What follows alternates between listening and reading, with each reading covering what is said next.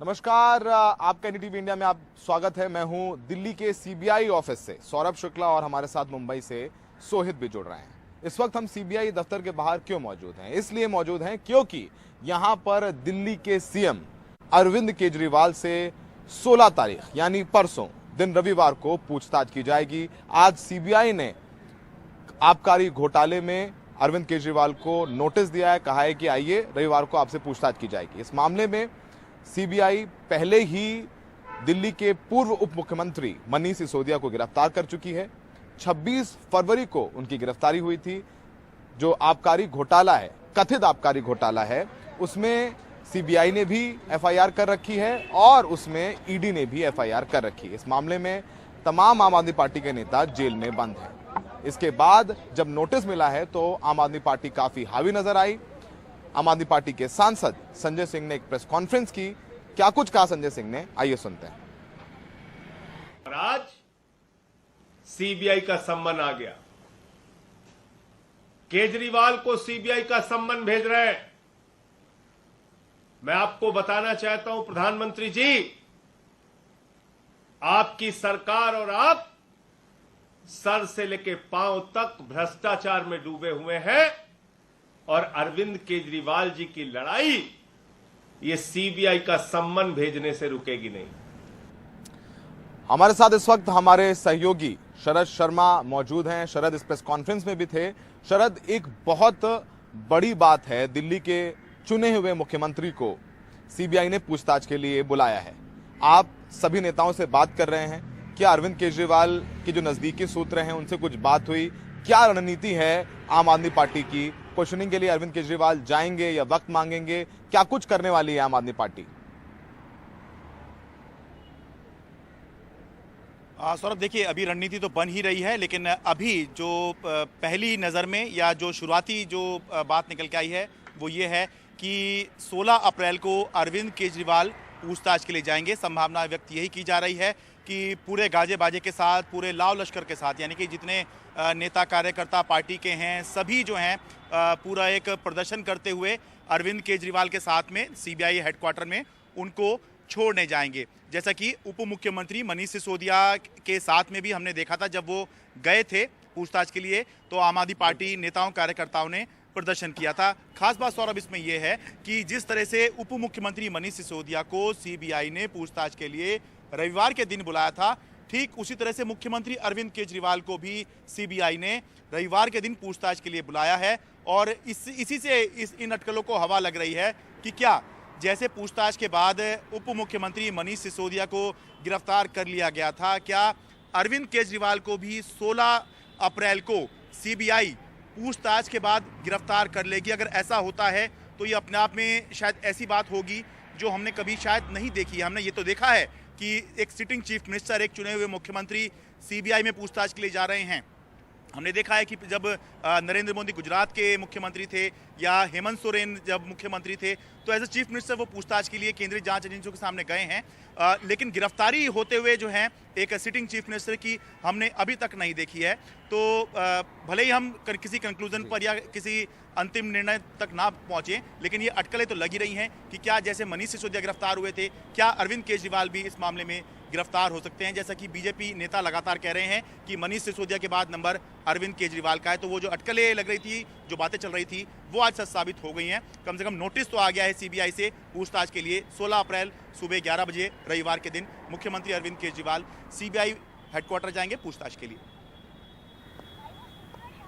शरद, संक्षेप में जानना चाहेंगे, मनीष सिसोदिया और अरविंद केजरीवाल ये दोनों आम आदमी पार्टी के सबसे बड़े नेता हैं। ऐसे में मनीष सिसोदिया का गिरफ्तार होना और अब अरविंद केजरीवाल को वहां पर बुलाना, कहीं ना कहीं आम आदमी पार्टी जिस ईमानदारी की बात या जिस लोकपाल की बात करके आई थी, क्या उस पर भी एक तरीके से डैमेज करने की कोशिश के तौर पर आप इसे देखते हैं? आम आदमी पार्टी देखिए ये मानती तो है ही कि असल में जो उसकी ब्रांड ऑफ पॉलिटिक्स है कि वो एंटी करप्शन के मामले में या एंटी करप्शन मूवमेंट से निकल के आई है, तो उसकी छवि को धूमिल करने के लिए या उसकी साख पे बट्टा लगाने के लिए ही इन सब मामलों के अंदर उनको जबरन फंसाया जा रहा है। लेकिन ये अब आम आदमी पार्टी के नेताओं के ऊपर है कि वो इन सब आरोपों का जवाब किस तरह देते हैं, क्योंकि इससे पहले भी हमने देखा है कि बहुत सारे मामले हुए हैं जब जांच एजेंसी कार्रवाई कर रही होती है, लेकिन इसमें दोनों ही चीजें निकल के आई हैं जो अब तक हमने देखा है। ऐसा भी होता है कि साख पर बट्टा लग जाता है और जो आरोप लग रहे होते हैं वो सिद्ध भी हो जाते हैं, और ऐसा भी देखा है कि सिद्ध नहीं भी होते हैं। तो ये आगे आने वाले समय में पता चलेगा कि किस तरह से जांच एजेंसी कार्रवाई करती है और जवाब किस तरह से राजनीतिक रूप से और कानूनी रूप से आम आदमी पार्टी या दिल्ली सरकार इन सब आरोपों का जवाब देती है। बिल्कुल बिल्कुल, बहुत बहुत शुक्रिया शरद। जिस तरह से आपने कहा, राजनीतिक रूप से और कानूनी रूप से दोनों तरफ से ये देखना अहम होगा कि रविवार सुबह 11 बजे अरविंद केजरीवाल किस तरह से जवाब देते हैं और आम आदमी पार्टी की रणनीति क्या होती है। बहरहाल जो अगली खबर है वो भी दिल्ली से है। जो उपराज्यपाल के दफ्तर हैं उनके सूत्रों ने बताया है कि बीती रात ही दिल्ली में जो बिजली सब्सिडी है उसे जारी रखने के फाइल पर उन्होंने दस्तखत कर दी और पहले ही मुख्यमंत्री दफ्तर में वो जो फाइल है वो पहुंच चुकी है। जबकि आज अगर बात करें, आज दोपहर को दिल्ली के जो बिजली मंत्री हैं उन्होंने आरोप लगाया कि बिजली सब्सिडी की फाइल रोकी जा रही है और दिल्ली की ऊर्जा मंत्री आतिशी ने अंदेशा जताया कि कल से दिल्ली के 46 लाख परिवारों को जो बिजली पर मिलने वाली सब्सिडी है वो बंद हो सकती है। उन्होंने बताया कि विधानसभा में प्रस्ताव पास होने के बावजूद राज्यपाल ने फाइल रोक रखी है, जबकि राज्यपाल दफ्तर ने पहले भी इस खबर का खंडन किया था। इसका जवाब देते हुए उपराज्यपाल दफ्तर ने कहा कि ऊर्जा मंत्री गुमराह करना बंद करें, निराधार आरोपों से बचें।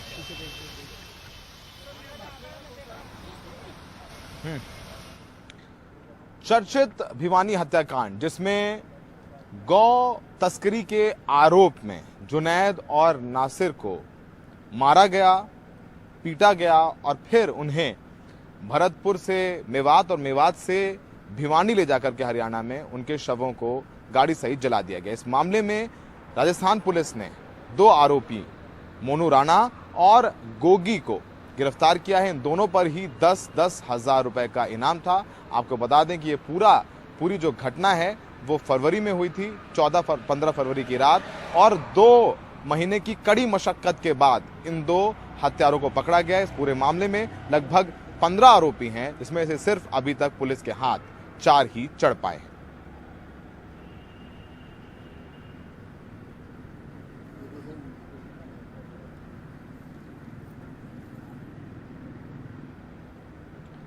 इस पूरे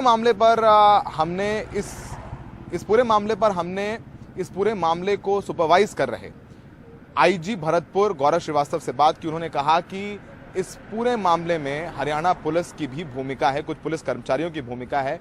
उन्होंने जुनैद नासिर के हत्यारों को कहा कि उनको पुलिस स्टेशन से ले जाएं, यानी कि पीटने के बाद ये कथित गौरक्षर थाने ले गए थे हरियाणा पुलिस के पास, लेकिन पुलिस को आइडियली अस्पताल पहुंचाना चाहिए था जुनैद और नासिर को, और इन जो गौरक्षक हैं इनको अरेस्ट करना चाहिए था। आइए सुनते हैं कि क्या कुछ कहा गौरव श्रीवास्तव ने हमसे।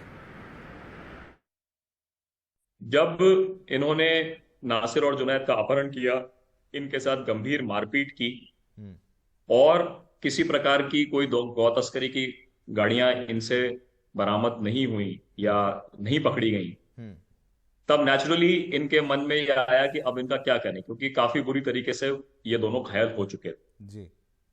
तो पहला ख्याल उनके मन में हरियाणा पुलिस के पास ले जाने का आया और ये लोग इन्हें फिरोजपुर में थाने पर लेकर के भी गए।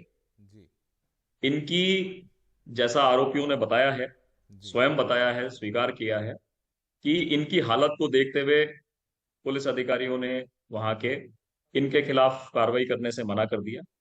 इसलिए भी मना कर दिया क्योंकि इनसे किसी प्रकार की कोई बरामदगी गौवंश की या कोई व्हीकल की नहीं हुई थी। इसे प्रशासनिक रूप से एक लैप्स है, जिसके लिए आपको पहले ही जानकारी है कि हरियाणा पुलिस एक इंक्वायरी कर रही है। ये उनका आंतरिक प्रशासनिक मामला है। इसमें क्रिमिनलिटी वाले एंगल पर हमने इन्वेस्टिगेशन में उन्हें शामिल किया है। हरियाणा पुलिस के कुछ लोग जो वहां पोस्टेड हैं उन्हें नोटिस भी दिए हैं। They will be joining investigation. Criminality में उनका क्या रोल रहेगा, यदि किसी प्रकार की बदयांती या कोई पार्ट ऑफ कॉन्स्पिरेसी साबित होती है तो निश्चित रूप से इस केस में कार्रवाई की जाएगी। प्रोफेशनल लैब्स के लिए उनका डिपार्टमेंट ही कार्रवाई करेगा। कांग्रेस नेता राहुल गांधी सांसद के रूप में मिले अपने मकान को खाली कर रहे हैं। ये मकान दिल्ली के तुगलक लेन में 12 नंबर जो बंगला है वो था। बीते महीने जिस तरह से हमने देखा, सूरत की एक अदालत ने मानहानि के मामले में राहुल गांधी को 2 साल की सज़ा सुनाई, जिसके बाद उनकी जो संसद की जो सदस्यता थी उसे खत्म कर दी गई और लोकसभा की आवास समिति ने उन्हें मकान खाली करने का नोटिस दे दिया। अब राहुल गांधी मकान खाली कर रहे हैं। हालांकि सूरत की अदालत से आए फैसले को उन्होंने चुनौती दी है। वैसे इस 1 महीने में ऐसे कई लोग हैं जिन्होंने अपना मकान राहुल के नाम पर करने का ऐलान किया। फिलहाल राहुल गांधी अपना मिला बंगला जो है उसे खाली कर रहे हैं।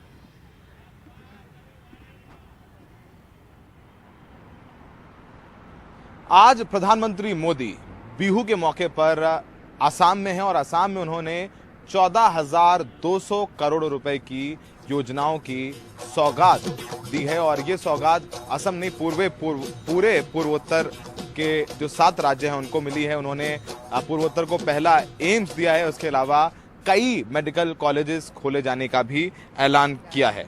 आपको बता दें कि पिछले 9 साल में नॉर्थ ईस्ट की कनेक्टिविटी को लेकर काफी चर्चा हुई है। आज जो भी यहां आता है वो यहां की तारीफ किए बिना नहीं रहता। उन्होंने कहा कि यहां पर सोशल इंफ्रास्ट्रक्चर पर काम किया गया है, यहां पर एजुकेशन और मेडिकल क्षेत्र में काफी काम किया गया है। इसके अलावा पीएम ने कहा कि पिछली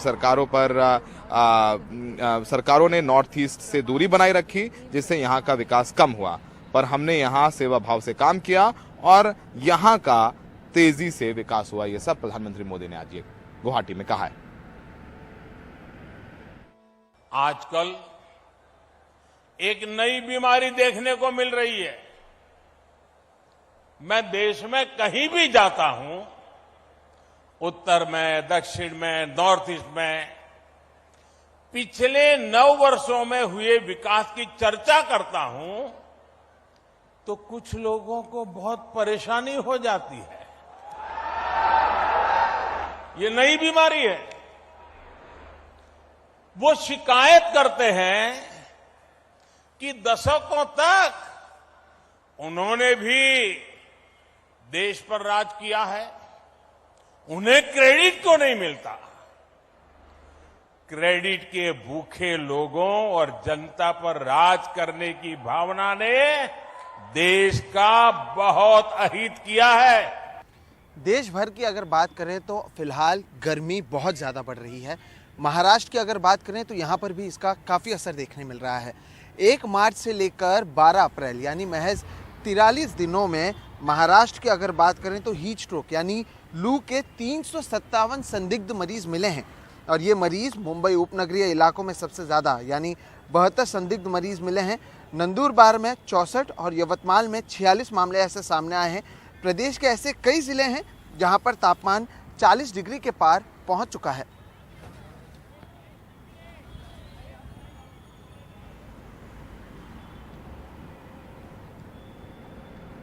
कोरोना को लेकर के बहुत सतर्क रहने की जरूरत है। लगातार देश में कोरोना के मामले बढ़ते जा रहे हैं। पिछले 24 घंटे में 11,000 से ज्यादा कोरोना के मामले सामने आए हैं, जबकि 20 मरीजों की मौत भी हुई है। अब एक्टिव केस 49,622 हैं। वहीं रोजाना संक्रमण दर बढ़कर 5.01% हो गई है। महाराष्ट्र में 24 घंटे में 1,152 नए केस मिले हैं, जबकि 4 मरीजों की मौत हुई है। वहीं 24 घंटे में 806 मरीज ठीक भी हुए हैं। मुंबई में बीते 24 घंटे में 274 नए केस सामने आए हैं। यहां एक्टिव केस 1,643 हैं। वहीं दिल्ली में भी कोरोना के केस तेजी से बढ़े हैं। दिल्ली में 24 घंटे में 1,527 नए केस सामने आए हैं। 1 मरीज की मौत भी हुई है। फिलहाल सबसे चिंता वाली बात यहां की संक्रमण दर है, जो अब भी करीब 28% है। दिल्ली में सक्रिय कोरोना के मामले 3,962 हो गए हैं। वहीं यहां अभी 223 मरीज अस्पताल में भर्ती हैं।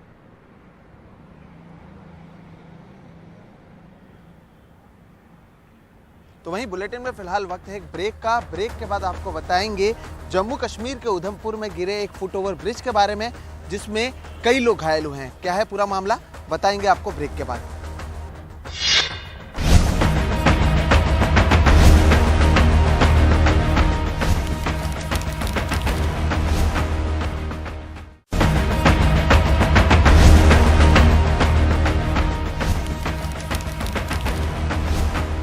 में ब्रेक के बाद आपका फिर से स्वागत है। मुंबई से मैं हूं सोहित मिश्रा और दिल्ली से मेरे साथ जुड़े हैं मेरे सहयोगी सौरभ शुक्ला।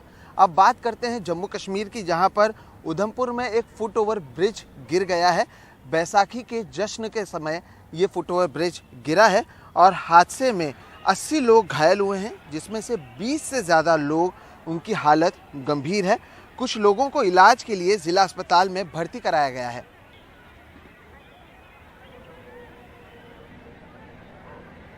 संविधान निर्माता बाबा भीमराव अंबेडकर की आज 132वीं जयंती है। इस मौके पर देश भर में कई कार्यक्रम आयोजित किए गए और इस मौके पर देश के संसद भवन में भी विशेष कार्यक्रम का आयोजन किया गया। इस मौके पर प्रधानमंत्री मोदी भी मौजूद रहे। वो संसद भवन पहुंचे और वहां पर बाबा साहब भीमराव अंबेडकर को उन्होंने श्रद्धांजलि दी। राष्ट्रपति द्रौपदी मुर्मू ने भी भीमराव अंबेडकर को नमन किया और श्रद्धा के फूल चढ़ाए। वहीं उपराष्ट्रपति जगदीप धनखड़ ने भी संसद भवन में संविधान निर्माता बाबा अंबेडकर को श्रद्धांजलि अर्पित की। कांग्रेस नेता सोनिया गांधी ने भी संसद पहुंचकर श्रद्धा के फूल चढ़ाए, जबकि बसपा सुप्रीमो मायावती ने भी भीमराव अंबेडकर को उनकी जयंती पर लखनऊ में नमन किया, श्रद्धांजलि दी। साथ ही तेलंगाना के सीएम केसीआर ने अंबेडकर की सबसे ऊंची प्रतिमा का उद्घाटन किया। ये प्रतिमा 125 फुट ऊंची है।